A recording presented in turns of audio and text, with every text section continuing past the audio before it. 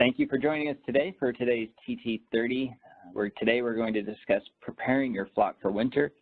My name is Dr. Patrick Biggs. I am the flock nutritionist for Purina. And so let's go. It may not be cold where you are right now, but it is probably a good time to start preparing for that change in season to make sure that you and your birds are prepared for winter. In this presentation, I want to discuss the fact that winter is coming and what should be done to prepare your birds and their coop for the change in temperature.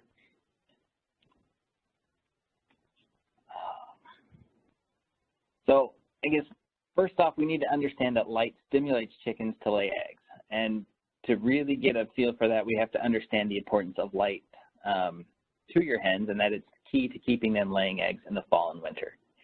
Birds require 16 hours of daylight to lay the most eggs. More importantly, though, you need to prevent the birds from seeing a decrease in day length. That's their signal that winter is coming and it's time to stop laying eggs. You can work around this behavior by using artificial light to supplement the regular day length. And it doesn't take a lot of light to accomplish this. One 40-watt bulb or an equivalent fluorescent or LED will be enough. Put the light on a timer so that it comes on in the morning and stays on a little after sundown to maintain a 16-hour day length. The birds still need some darkness. That's when they usually make the eggshell. And as it gets colder, be sure to collect your eggs as often as possible to prevent them from freezing in the next box.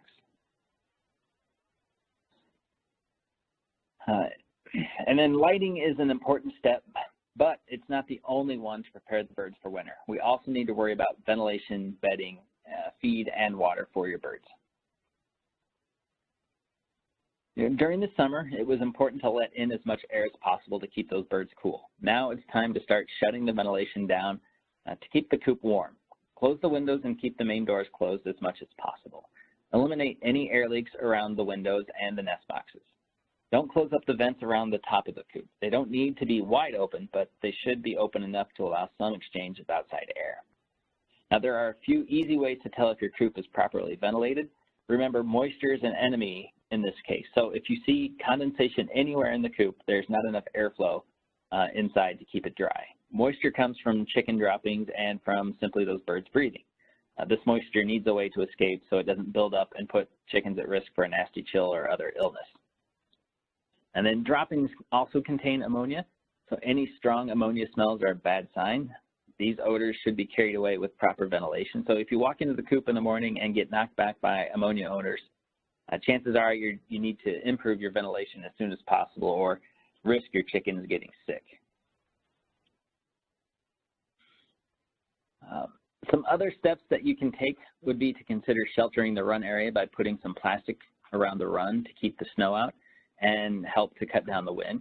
Just be sure that you don't seal it up too tight. The air in the coop and the run needs to have some movement to keep the ammonia down. And then consider putting a roof or a cover over the run area if you don't already have one. Litter is also important for allowing chickens to scratch and, most importantly, absorbing waste. The deep litter method is one technique that allows bedding to compost right inside the coop, but you do need to actively monitor it to make sure all the litter gets turned and aerated. You'll need to start with a base about 4 to 6 inches thick. As the layer composts and breaks down, fresh bedding is added as needed right on top of the old bedding.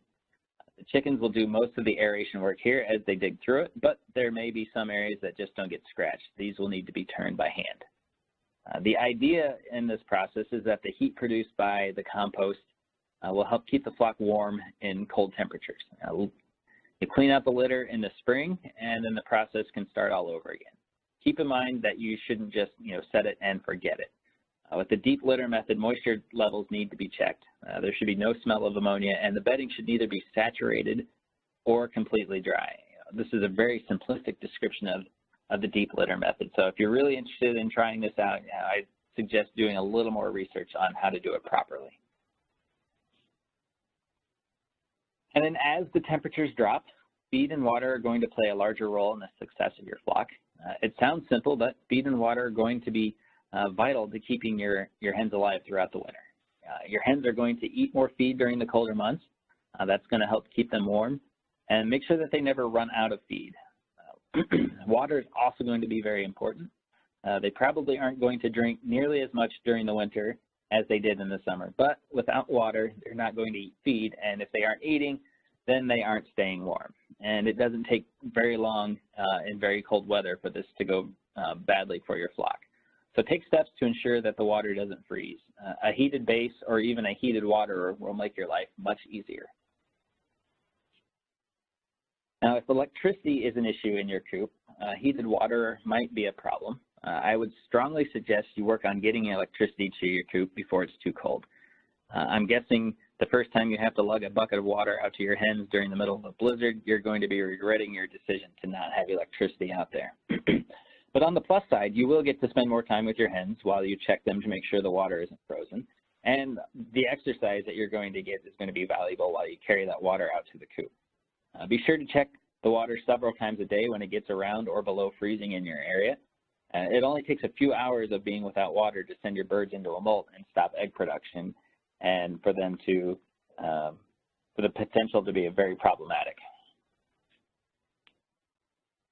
And one of the most often asked questions is, should I heat the coop?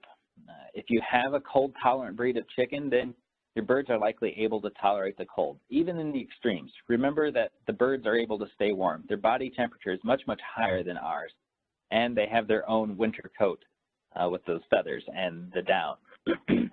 You can help cut down drafts in the coop.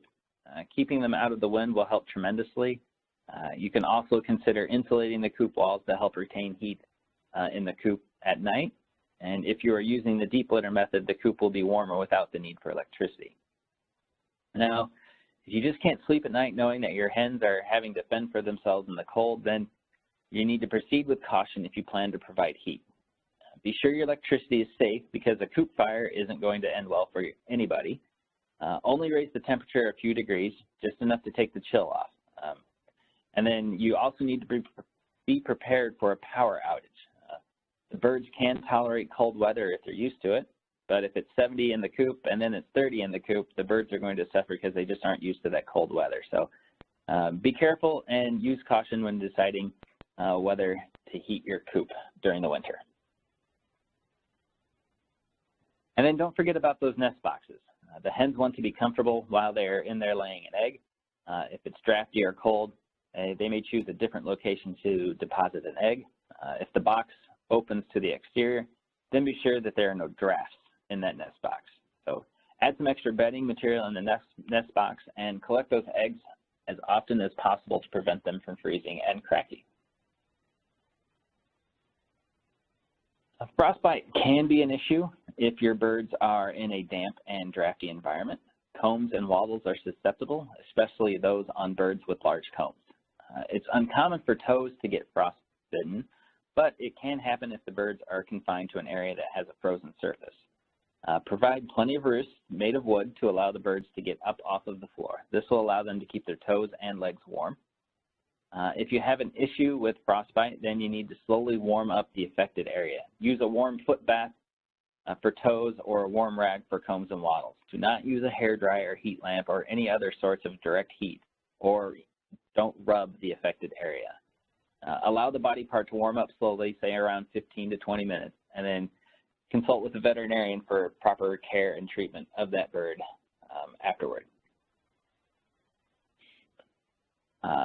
In the meantime, let's take a look at the coop and determine what caused the issue. So eliminate any drafts in the coop, remove any frozen material from the coop, apply some more litter, add more wooden roosting bars, make sure that those roosts are dry and free of ice and snow, and then apply a thin layer of petroleum jelly to combs and wattles will help prevent more issues with frostbite. All right, now that you're working on preparing the coop for winter, your hens are going to start their own preparation by molting. So let's make sure that we understand what molting really is and why it happens. In its simplest form, it is the loss and regrowth of feathers. This process happens several times in a bird's life. It happens twice before egg production begins as the birds grow into adults. The first molt as an adult happens around 18 months of age and then typically once a year after that. Even though the birds will molt at specific times on their own, they can be forced into a molt at just about any time of their life when things aren't going well for them. Day length is the primary driver of when a hen molts. However, she can be driven into a molt if she's not getting proper nutrition, she's overly stressed, she runs out of feed and water for extended periods of time. It can take a flock anywhere from 8 weeks up to several months to complete a molt. There is a connection between molting and egg production. Commercially, we refer to molting as a time when we urge the birds to stop laying eggs so that their reproductive tract can take a break. This is done to improve the quality of the eggs being produced. You'll probably notice that as the birds approach around 18 months of age, the eggs that they're laying are getting larger, the shells are getting thinner, and the number of eggs that you are getting is probably getting lower.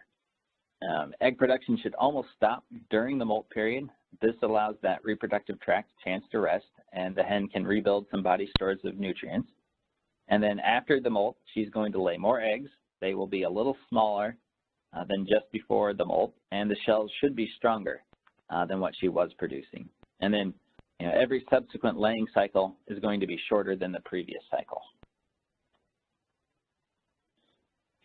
Now, there are two ways that you can approach a molt. You can let the birds molt naturally at their own pace, or you can work to get them all to molt at the same time. It does take a little more management to get the backyard flock to molt together, but it can be done. I like to have the birds all molt at the same time because it can help limit aggressive behavior during a stressful period. If birds molt on their own, you can get some birds that are starting to look a little different from the rest of the flock, and chickens don't necessarily like things that look different than they do. So when one hen starts to lose a bunch of feathers, the other hens may inspect her and pick at her more than usual. If all of the birds are molting at the same time, then they're all going to be looking a little different than usual, so aggression should be less of an issue at that point. When you work to control the molt, you can get the birds out of and back into production in about 8 weeks.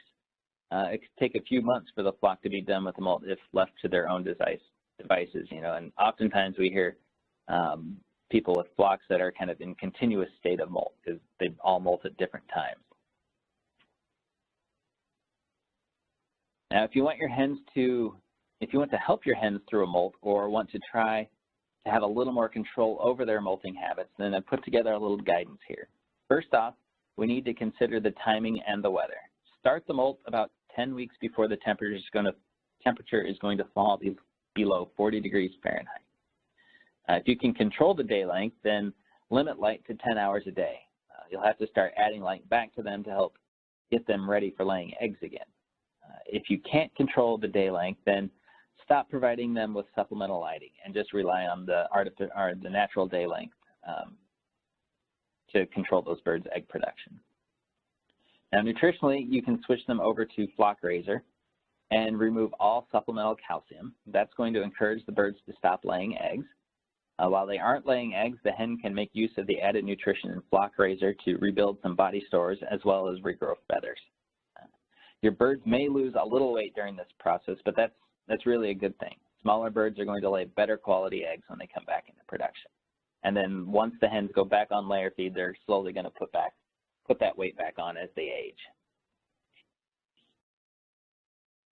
On this slide really outlines the management program for lighting and feeding your flock during the molt period. Remember, we need to reduce day length to 10 hours per day. You're going to increase the day length at days 24 and 31. After that, you're going to add 15 to 30 minutes of supplemental daylight over the next 8 weeks until you get to 16 hours of daylight. Along with lighting, you are going to be switching the diet. I know we always talk about transitioning the birds slowly to a new diet, but here I'm going to be telling you differently. We need to surprise the bird system in order to really get her to stop laying eggs. So on the same day that you drop the day length, you will switch them to flock raiser. Take away any source of calcium and withhold all snacks, treats, scraps, etc.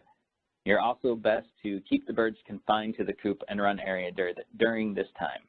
On day 24, you can give them some oyster shell, and then on day 31, put them back on Laena. All right, now let's switch over to talking about transitioning your flock from your pullets, I guess, to layer feed. many of you probably started with chicks in the spring, and now it's time to graduate to laying feed. So let's make sure that we're always feeding the right feed to the right birds. So in this case, I want you to transition your birds over a period of about a week. There isn't an exact science on how to do this, and you're unlikely to cause a problem by going too slow or too fast. You can follow along here to see that you're going to start out by sprinkling the new feed on top of their current feed, and then you'll start to increase the amount of new feed in with the old feed so that the birds recognize what you want them to eat. If you're going from crumbles to crumbles, you can go pretty quickly, but if you were moving from crumbles to pellets, it may take a few more days to get the birds to recognize the feed form. Just be patient, they'll figure it out.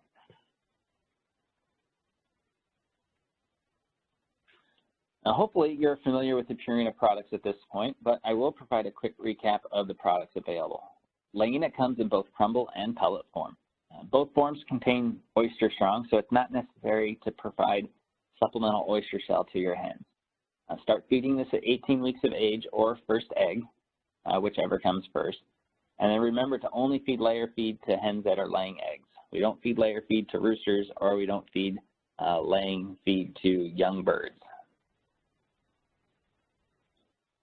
And don't forget about Layina plus omega-3. If you want to get eggs with a little extra nutrition, this is the diet for you. We also include the oyster strong system in this feed so that we make sure those egg shells are nice and strong for you. And finally, if organic feed is what you're looking for, then we have that as well. It's a 16% protein product just like the other two, and it is also available in both a pellet and a crumble form. And again, I just want to reiterate that make sure that your adult birds that are laying eggs are the ones that are eating the layer feed. If you have birds younger than 18 weeks or birds that aren't laying eggs at the moment, then we need to make sure that they're on a starter grower feed. And then finally, scratch grains. Now that your birds are adults, we can start giving them some scratch grains. Just be careful as to how much you give them. Remember to use that 90-10 rule. We have a conventional and an organic offering to fit everyone's needs, depending on what kind of feed program you're using. So in summary, I just want to be sure that you're preparing the coop for winter. You want to make sure that the key things are limiting drafts and excess moisture inside that coop, and then have a plan for dealing with water and the cold. We don't want that water to freeze at any point in time during the cold weather. Most chickens can stay warm on their own if the coop is prepared properly.